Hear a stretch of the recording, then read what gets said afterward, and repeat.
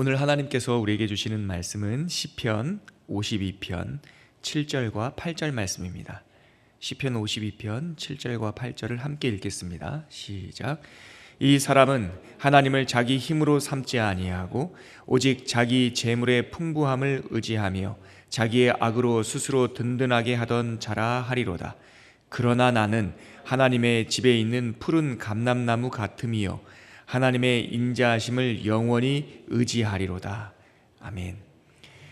오늘은 우리가 이 시편 52편 8절에 있는 그러나 나는 푸른 감람나무 같음이요 라고 하는 이 주제로 말씀에 뿌리 내린 성도가 어떻게 마음의 부유함을 누리고 살 수 있는지에 대해서 함께 묵상하려고 합니다. 말씀에 뿌리 내린 하나님의 사람들이 그 풍요로움을 누리고 산다라고 하는 것은 두 가지 아주 중요한 그 주제가 있죠. 먼저 말씀입니다. 우리가 지난 시간 동안 살펴봤듯이 이 말씀이라고 하는 것은 몇 마디 교훈이나 아니면 사상이 아닙니다. 성경에서 말하는, 특별히 요한복음에서 말하는 이 말씀은 로고스라고 표현되어 있는데, 그것은 원리이자 근원, 모든 창조의 근본되는 내용이죠. 사도 요한이 말하는 그 로고스는 하나님이셨고 창조주셨고, 어떻게 달리 그 헬라 시대에서 표현할 바가 없었기 때문에 헬라 시대의 사람들이 통용되던 모든 것의 근원이라는 뜻을 가진 이 로고스, 그리고 그것을 우리나라 성경에서는 말씀이라고 번역하고 있습니다. 말씀이 육신이 되어 우리 가운데 오셨고, 우리가 그 말씀과 동행할 때 이 메말라버린 인생도 근원을 찾을 수 있고 생수를 찾을 수 있고 그 창조의 그 원형의 생명력을 우리가 누릴 수 있는 거죠. 그 말씀이 곧 하나님이십니다. 두 번째 중요한 건 뭡니까? 어떻게 뿌리를 내릴 것이냐가 중요하죠. 어제 우리가 살펴봤습니다. 생수의 이 말씀에 뿌리를 내린다라고 하는 그 뿌리 박는 가장 중요한 그 내용은 이 마음, 영혼이라는 거죠. 모든 인간에게는 영혼이 있습니다. 세상 사람들이 막연하게 추론하는 육신과 영혼, 고스트, 귀신, 그런 게 아니고요. 창세기에 보니까 하나님께서 먼지와 같은 우리 흙으로 우리를 지으시고 아무런 능력도 없고 그냥 먼지뿐인 우리들에게 하나님께서 생기를 넣어주셨다라고 되어 있습니다. 생기, 어제 살펴보았듯이 창세기의 언어로는 루아흐라고 표현되어 있죠. 생기가 그 더스트, 먼지와 같은 존재들에게 들어가니 생명, 창세기의 언어로는 네페시, 살아있는 존재가 되었다라는 것이죠. 그래서 모든 인간들, 하나님을 알고 있든 하나님을 아직까지 모르고 있든 간에 모든 인간들의 영혼 안에, 이 마음 안에는 이 하나님의 이 생기가 있는 거죠. 그래서 결론은 이 생기, 이 하나님께서 우리를 사람 되게 하신 이 생기가 어디에 뿌리를 두고 사느냐가 삶의 관건입니다. 많은 사람들은 이 영혼을 허탄한 것에 뿌리를 내리고 사는 경우가 많아요. 물질이 인생의 전부라고, 또 힘이, 또 쾌락이 자기가 추구하는, 뿌리를 내리고 사는 많은 요소들이 있죠. 그러나 세상의 이치를 보면 우리가 하나님 아닌 다른 것에 뿌리를 내릴 때 그것이 우리를 자유하게 하던가요? 우리가 다른 것에 의지할 때 그것이 우리에게 만족을 주던가요? 세상의 이치는 우리가 하나님 아닌 다른 것에 뿌리를 내리고 살다 보면 그것이 우리에게 주인 노릇을 하고 반대로 우리는 그것에 종살이를 하게 된다는 겁니다. 그래서 창세기 3장, 인간이 타락한 이후 야망의 뿌리를 내리고 거짓의 뿌리를 내렸을 때 우리는 애굽에 종살이하던 이스라엘 백성처럼 우리의 야망에, 또한 세상에 묶여 살 수밖에 없는 거죠. 세상에 묶여 살던 우리를 다시금 생명력이 있는 이 하나님의 생수가에 뿌리 내리게 하는 것, 이것이 다름 아닌 구원인 것입니다. 구원은 내 마음의 위로를 조금 받고 또한 내 소원 성취를 위해서 우리가 할 수 없는 신적 능력을 덧입는 정도의 수준이 아니에요. 완전히 옮겨 심는 사건이에요. 애굽 땅에서 약속의 땅으로, 종에서 자유인으로, 죽어버린 마른 가지에서 살아있는 참 감람나무, 참 포도나무로 완전히 옮겨 심는 것, 이것을 구원이라고 하는 것이죠. 하나님께서는 우리들을 이 죽은 땅, 사망의 땅에서 생명의 땅으로 옮겨 주셨습니다. 이 믿음을 가진 분들이 바로 저와 여러분들입니다. 그리고 세상에서 이 믿음을 전해야 되죠. 옮겨 타라, 옮겨 심어야 된다. 하나님 아버지 예수님의 이름만 부르게 된다면 그 예수의 사랑과 능력이 우리를 애굽 땅에서 약속의 땅으로 옮겨 심어 주실 것이다. 이것이 복음인 것이죠. 그런데 우리가 사명을 알고 옮겨 심어지고 시냇가에 뿌리를 내렸다 해도 우리가 이 땅에 그 사명의 시간을 살아가는, 이 인생의 시간을 살아가는 동안에 모든 것들이 완벽하게 흠이 없고 문제가 없는 세상을 사는 건 아니에요. 천국은 그렇습니다. 그러나 천국의 대사관으로서 이 세상을, 타락한 이 세상을 회복해야 될 우리가 살아갈 이 세상은 아무런 바람도 없고 문제가 없는 무풍지대가 아니라는 거죠. 살아가다 보면 어디서 불어오는지 모르는 우리를 막 흔드는 바람도 있어요. 시냇가에 심겨졌지만, 뿌리를 내렸지만 거센 바람이 불어올 때가 있습니다. 답답한 이유는 우리를 흔드는 이 바람이 어디서 불어오는지 몰라요. 그럴 때도 상당수 있죠. 그리고 추운 계절을 만나는 경우도 있습니다. 그리고 괜히 못 살게 구는 사람들이 와서 시냇가에 심겨진 우리들을 툭 치고 가기도 하고 흉터를 내기도 하고 우리를 못 살게 구는 경우가 있어요. 하지만 우리가 시편 1편 말씀처럼 시절을 따라 열매를 맺기 위해서는 어떻게 맨날 봄날이겠습니까? 하나님의 창조의 이치를 한번 생각해 보세요. 겨울에도 열매 맺는다고 안 하셨습니다. 시절을 따라 열매를 맺으려면 어떻게 우리 인생이 늘 봄날이겠어요? 여러분, 많은 사람들은요, 인생에 구름 하나 없는 맑은 화창한 날을 꿈꾸죠. 그러나 365일 구름 하나 없이 맑고 화창한 날이 있는 곳이 어디입니까? 사막이에요, 사막. 우리가 단편만 보면 오늘처럼 비 오는 날은 날이 굳다 그러고 추운 날은 이거 날이 험하다 말하지만 비 오는 날, 험한 날, 또한 마른 날, 이렇게 그날 만족스럽지 않은 날들이 합쳐져서 열매 맺는 계절을 사는 거예요. 우리는 이 하나님의 창조의 이 지위를 아는 사람들 아닙니까? 세상 사람들은 이 세상의 지위자를 모르니까 비 오면 비 온다고 불평하고, 가무면 가문다고 불평하고, 또 쨍쨍하면 덥다고 불평하죠. 근데 우리는 창조의 이 세상의 지위자를 알기 때문에 비 오면 비 와도 감사하고, 마르면 말라서 감사하고, 바람 불면 힘들지만 그래도 이 바람 지나가면 열매 맺을 수 있겠거니 하고 감사하고. 여러분, 살다 보면 늘상 봄날만 있는 것이 아니라 추운 겨울도 있고 뜨거운 여름도 있고 이 사계절을 지나면서 하나님께서 결실을 맺게 하는 거지요. 우리의 이해력이 부족한 것이지 하나님의 섭리가 변덕스러운 것이 아닙니다. 우리 옛날에 그랬죠. 태풍은 왜 불어오나? 태풍처럼 쓸모없는 게 어디 있습니까? 태풍처럼 이 뜻밖의 정말 찾아오는 재난이 어디 있겠습니까? 근데 요즘에 인간의 지혜가 열리고 나니까 태풍이 얼마나 필요한 거 우리가 알게 됐죠. 태풍은요, 바다를 청소하는 하나님의 섭리였어요. 바닷물이 썩지 않습니다. 바닷물은 흘러요. 근데 흐르는 바닷물도 길이 있답니다.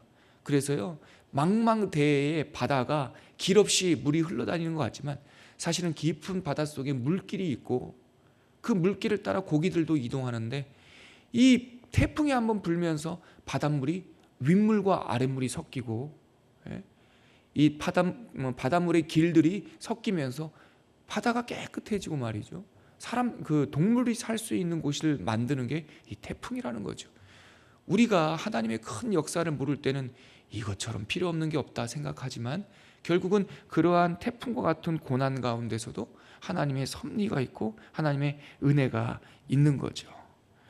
믿음은요, 하나님을 바라보는 이 믿음의 눈은 우리에게 찾아오는 고난을 면피하는, 고난을 넘어가는 이 수단이나 꾀를 주는 능력이 아니에요. 하나님께서 우리에게 주신 시냇가에 심겨진 나무들이 믿음을 가졌다, 이 생수를 추구한다라고 하는 것은 고난을 피하는 요령을 익히는 것이 아니라 고난을 이길 수 있는 능력을 주시는 거예요. 뿌리가 안 뽑혀요. 생수가 우리를 오히려 처음에는 우리의 영혼이 생수를 붙들고 있는 것 같지만 나중에는 그 하나님의 생수가 우리를 꽉 붙들고 계시기 때문에 우리의 믿음은 어떠한 태풍과 어떠한 바람과 정말 이유 모르는 우리를 못 살게 구는 사람들이 지나간다 할지라도 우리의 뿌리는 뽑히지 아니하리. 이것이 믿음인 거예요. 이게 이사야서에 나오는 그루터기 신앙이에요. 그루터기 신앙. 구약 성경의 말로는 렘넌트라고 하는데 이 그루터기예요. 재난이 찾아와도 여러분 가지가 꺾이는 재난 정도가 아니라 뿌리가 뿌리가 아니라 이 몸통이 잘리는 재난이 이스라엘 백성에 찾아왔잖아요. 나라가 송두리째 흔들리는 재난이에요. 다 모든 것이 끝난 것 같아요. 그래도 이사야는 뭐라고 말합니까? 그루터기가 남아있다라는 거예요. 뿌리가 안 뽑힌다는 거예요. 다 세상 사람들이 잘라버린 그 환난과 재난 가운데서도 하나님의 때가 되면 잘려진 그루터기에서도 새 순이 날 것이고 새 순은 자라서 또 다른 줄기가 될 것이고 하나님의 열매를 맺을 것이다. 이게 로고스 말씀에 뿌리내는 신앙인 것입니다.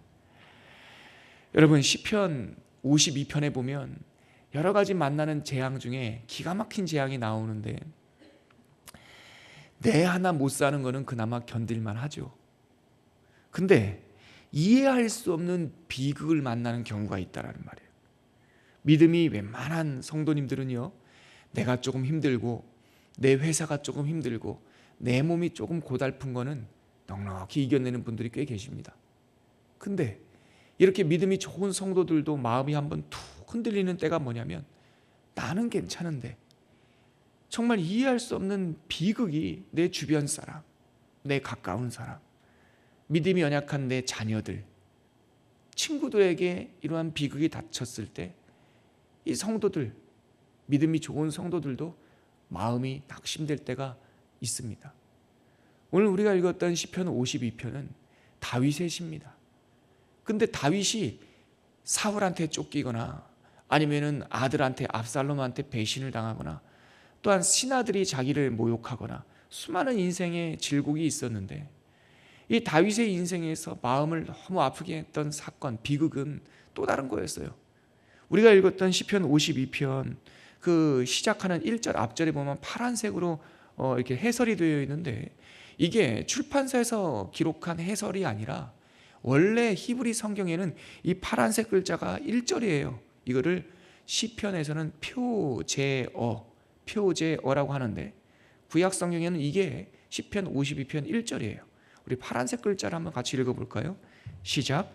다윗의 마스길, 인도자를 따라 부르는 노래, 에돔인 도액이 사울에게 이르러 다윗이 아히멜렉의 집에 왔다고 그에게 말하던 때에, 이게 배경이에요. 뭐냐면 다윗이 사울에게 쫓겨서 아둘람 굴을 전전할 때 세상에서 버림받고 억울한 사람들이 다윗에게 왔지요. 하나님께서 사람을 보내주십니다. 여러분, 하나님께서 뜻을 우리에게 담아주실 때 중요한 몇 가지 징조가 있는데 사람을 보내주시고 그곳에 필요한 물질, 먹을 거를 보내주세요. 이건 하나님이 우리를 돌보시는 몇 가지 징조 중에 하나예요. 이 광야에 유랑하던 이 다윗에게 억울한 사람들이 모여들기 시작하는데 이때쯤이 이 사무엘상 22장인데요. 한 400명쯤 모여들었어요. 식구들이 모이니까 먹을 게 없었죠. 광야를 전전하던 다윗이 놉이라고 하는 땅에 이 도시에 도착을 했습니다. 거기에 아히멜렉이라고 하는 제사장, 아주 이 중앙 그 성전 예루살렘에 있던 제사장이 아니라 변두리 놉이라고 하는 이 마을에서 하나님의 예배를 드리던 시골교회예요. 시골교회. 요즘으로 말하면 작은 이 놉 지역의 제사장을 찾아갔더니 마침 하나님의 성막에서 물려낸 식은 떡이 있는 거예요. 그래서 그 떡을 대접을 했단 말이죠. 왜냐하면 이 아히멜렉 놉 제사장이 알고 있는 이 다윗은 워낙 이 시골 동네 변두리였기 때문에 다윗과 사울, 예루살렘에서 일어났던 이 충돌, 이 갈등을 몰랐던 것 같아요. 읽어보면. 그래서 당신은 왕의 사위이고 부마이고 당신은 장군인데 어떻게 이렇게 전전합니까? 이런 얘기도 해요. 그래서 달라고 하니까, 이스라엘의 장군이요 왕의 부마인데 달라고 하니까 떡을 줬어요. 근데 그 옆에 악이 있다니까요. 여러분, 제가 첫 주에 말씀드렸죠. 시대의 나팔, 악. 이 장면에서는 에돔 출신의 사울의 양을 치던, 사울에게 고기를 제공하던 이 도액이라는 자가 있었어요. 도액이 그걸 이렇게 지켜보고 있으니까 이 사울의 양을 치다 보니까 변두리까지 나왔는데, 이 중앙 정부에 있었던 갈등을 들었겠죠. 어디서? 아히멜렉이 선한 뜻을 가지고 다윗에게 떡을 제공한 것을 옆에서 봤음에도 불구하고 사울에게 가서 고자질을 합니다. 아히멜렉이 이 반란한 사람 다윗에게 뭐라고 합니까? 먹을 거를 공급했습니다. 사울이 제정신이 아니지 않습니까? 판단력을 잃어버렸어요. 군사를 이끌고 노베 와가지고 네가 이 반란군에게 이롭게 했구나, 이적 행위를 했구나. 그러고 나서 아무리 그래도 제사장, 변두리에 있는 작은, 소위 요즘으로 말하면 작은 시골 교회라 할지라도 하나님을 믿는다라고 하는 사울이 제사장에게 손을 대면 안 됩니다. 제정신이 아닌 사울이 말이에요, 귀신이 들어와 있으니까 이 노베 제사장들을 죽여요. 한 사람만 죽이는 게 아니고 85명 아히멜렉의 가족을 몰살을 시켜요. 우리 그 장면 한번 찾아볼까요? 사무엘상 22장입니다. 사무엘상 22장 18절. 22장 18절. 구약성경, 제 성경으로는 447쪽에 있는데요. 우리 같이 한번 읽어보겠습니다. 사무엘상 22장 18절 읽겠습니다. 시작. 왕이 도액에게 이르되 너는 돌아가서 제사장을 죽이라 하매 에돔 사람 도액이 돌아가서 제사장들을 쳐서 그날에 세마포 에봇 입은 자를 85명을 죽였고, 사울이 제사장들을 죽여버린 거예요. 이 도액을 보내가지고, 도액만 보냈겠습니까? 무슨 힘이 있어요? 왕의 군사들을 보내가지고 제사장을 죽이는데 장장 85명 멸문지화가 당한 거예요. 근데요, 이 소식이 다윗에게 들린 거죠. 이때 다윗의 마음이 흔들린 거예요. 슬퍼한 거예요. 그게 52편의 시를 쓴 거예요. 내가 그 떡 안 먹었으면 되는데, 내가 높당 안 갔으면 되는데, 내가 아히멜렉에게 아는 척 안 했으면 되는데, 괜히 나를 만나서 아히멜렉이 죽었구나. 괜히 나를 만나서 죄 없는 85명이 죽었구나. 이것 때문에 이 험악한 세상을 살아가고 말씀에 뿌리 내린 다윗조차 마음이 흔들려 버린 거예요. 그때 이 세상을 한탄하면서 이렇게 두 가지로 세상을 향해서 이 안타까움을 외치죠. 첫 번째, 세상을 향해서 이렇게 말합니다. 52편, 시편 50편 1절 가보세요. 1절 같이 읽겠습니다. 시작. 포악한 자여, 내가 어찌하여 악한 계획을 스스로 자랑하는가? 하나님의 인자하심은 항상 있도다. 2절, 내 혀가 심한 악을 꾀하여 날카로운 삭도같이 간사를 행하도다. 다윗이 볼 때는 이 세상이 어떻게 보이냐면 포악한 세상으로 보이는 거예요. 이 포악한 세상하고 막 한탄하고 있는 거예요.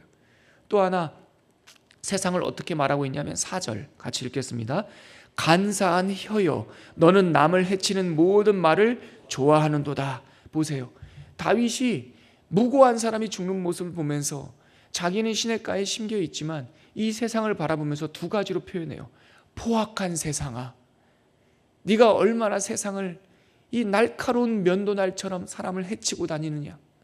간사한 혀야, 이 세상이 얼마나 간사하냐. 거짓말, 나누는 말, 편을 나누는 말. 네가 뭐 왼쪽이네 오른쪽이네. 인간이, 정치는 늘 그래요. 그러나 좌파와 우파가 늘 경쟁하면서 세상을 살아갔는데, 요즘에 왜 이렇습니까? 막 원수된 것처럼 싸워요. 예? 저는 정책도 모르고, 너는 하나님 말씀밖에 모르는 무명의 목사지만 세상이 왜 이렇습니까? 왜 이렇게 편 나눕니까? 왜 이렇게 막 못 죽여서 안달입니까? 온갖 거짓말, 과장된 말, 여기서 거짓말 한마디 하면 여기서 또 거짓말하고 막 사분 오열되어 있어요. 여러분, 흔들리시면 안 됩니다. 흔들리시면 안 돼요. 간사한 혀들이 막 떠도는 말들이 우리를 상처를 주고 막 사실이 아닌 말들이, 여러분, 노목사가 목회를 하다 보면은 우리 성도님들은 어린아이까지 한 500여 분 되는데 여러분들은 한 말씀 툭 하셔요. 별거 아니야. 그냥 목사님 저 좀 봐주세요 하면서 툭 하는데 그게 모이면 500마디예요. 500마디. 아이들은 아이들도 해요. 아이들도 주일날 가면 떡국 제가 들어보니까 아이들끼리 초등학교 한 2, 3학년 됐나? 떡국 맛있지? 맛있어. 떡이 쫄깃해. 이러면서 자기들끼리도 초등학생이지만 떡도 얘기하고 미역국도 얘기하고 목사님도 얘기하고 막 한마디만 얘기하면 목사의 귀에는 500마디가 들리는 거예요. 저는 그래도요, 교회에 있으니까 살만합니다. 사랑하는 성도님들은 어떠세요? 세상 나가면 500마디만 듣겠습니까? 비즈니스 하시는 분들은 본인 가게에 방문하는 손님들 진짜 뭐 천차만별이죠. 수많은 사람들의 말을 들어야 되고 수많은 사람들의 하소연을 들어야 되고, 여러분들은 얼마나 힘듭니까? 또 저는 그래도 레파토리가 하나님 이야기 하나니까 500마디로도 견딜 만한데 여러분들은 세상 나가서 얼마나 힘든 얘기가 더 많습니까? 얼마나 힘들어요. 그러니까 다윗이 간사한 혀여 네가 사람을 죽이는구나 막 이렇게 지금 힘든 거예요. 다윗이 너무 힘들어요. 그래가지고 우리가 읽었던 7절 거기 가니까 이 사람은 하면 이 세상 사람들이거든요. 이 세상 사람들은 하나님을 자기 힘으로 삼지도 않고 불신자라는 거예요. 오직 자기 재물의 풍부함을 의지하고 자기의 악으로 스스로 든든히 하던 자라. 이 뭡니까? 이 세상 사람들은 돈이 최고다라고 말하고 자기가 신이라고 말하고 내 주먹을 믿으라고 말하는 사람들이 이 세상에 넘쳐난다는 거예요. 이 간사한 혀와 포악한 자들이. 그런데 반전은 여기 있습니다. 8절 다시 한번 읽을게요. 8절 시작. 그러나 나는 하나님의 집에 있는 푸른 감람나무 같으며 하나님의 인자하심을 영원히 의지하리로다. 할렐루야. 52편 1절부터 7절까지는요 세상 얘기예요. 세상 얘기. 포악하고 간사하고 자기 힘을 의지하고 하나님도 모르고 자기 돈만 알고, 그런데 이렇게 낙심했던 다윗이 8절에 가니까 그러나 나는, 여러분 저 한번 따라 하시겠습니까? 그러나 나는, 이 믿음이 있으셔야 돼요. 세상 바라보고 세상 살 동안 간사한 사람, 포악한 사람, 자기 힘 의지하는 사람 만날 때 낙심을 해요. 흔들려요. 그럴 때 어떻게 해야 돼요? 그러나 나는 하나님의 집에 있는 푸른 감람나무 같으며 하고 딱 뿌리를 내리셔야 돼요. 감람나무라고 하는 뜻이 뭡니까? 이 팔레스타인 지역에는 대표적인 세 가지 유실수가 있어요. 하나는 무화과 나무고 하나는 포도나무고 하나는 감람나무예요. 근데 사사기 요담의 우화에 보면 감람나무는 왕의 나무예요. 왕의 나무. 기름이 넘쳐요. 감람나무는. 기름은 뭡니까? 왕이 대관식을 할 때 이 올리브 감람류를 불어요. 그래서 감람나무는 왕을 상징해요. 또 하나, 감람나무는 제사장이 성전 안에서 불을 킬 때 썼던 등불이에요. 그래서 감람나무는 빛을 상징해요. 또한 감람나무는 치료제예요. 옛날에 약이 없었을 때 상처난 사람, 부스럼 난 사람, 아픈 사람, 덧난 사람에게 감람류를 바르면서 하나님의 치유를 기도를 했다고요. 우리가 감람나무란 말이에요. 이 세상 속에서 왕같은 제사장들이고 우리는 세상의 빛이고 우리는 나가서 세상을 치유하는 감람류란 말이죠. 세상이 흔들릴 때 여러분들 덩달아 우리도 흔들려요. 여러분 흔들려요. 목사도 흔들리고 장로님도 흔들리고 집사님도 흔들려요. 그럴 때마다 여러분 뽑히면 안 됩니다. 어떻게 하시면 된다고요? 그러나 나는 하나님의 집에 있는 푸른 감람나무 같으며, 따라합시다. 그러나 나는 하나님의 집에 있는 푸른 감람나무 같으며. 기도하겠습니다. 함께 기도하실 때 하나님, 세상을 살아갈 때 이 망가져버린 세상 속에서 우리를 사명자로 하나님의 대사들로 보내주신 줄 믿습니다. 우리도 흔들릴 때 있습니다. 그럴 때마다 낙심으로 절망에 빠지지 않도록 도와주시고, 그러나 나는 하나님의 집에 있는 푸른 감람나무 같으며 우리의 정체성을 분명히 하고 뿌리를 깊게 내려서 바람이 불 때마다 더 깊은 뿌리를 내려서 세상을 치유하고 세상에 빛이 되고 세상에게 하나님을 선포하는 사람들 되게 하여 주시옵소서. 이렇게 기도하신 후에 우리가 자유롭게 귀가하도록 하겠습니다. 함께 기도합니다. 하나님 아버지, 은혜를 감사합니다. 말씀에 뿌리 내린 성도들이 되게 하여 주시옵소서. 바람이 불어오고 애매한 고난이 찾아오고 낙심케 하고 좌절케 할 때, 그러나 나는 하나님의 집에 있는 푸른 감람나무 같으며 라고 하는 믿음의 고백이 있게 하여 주옵소서.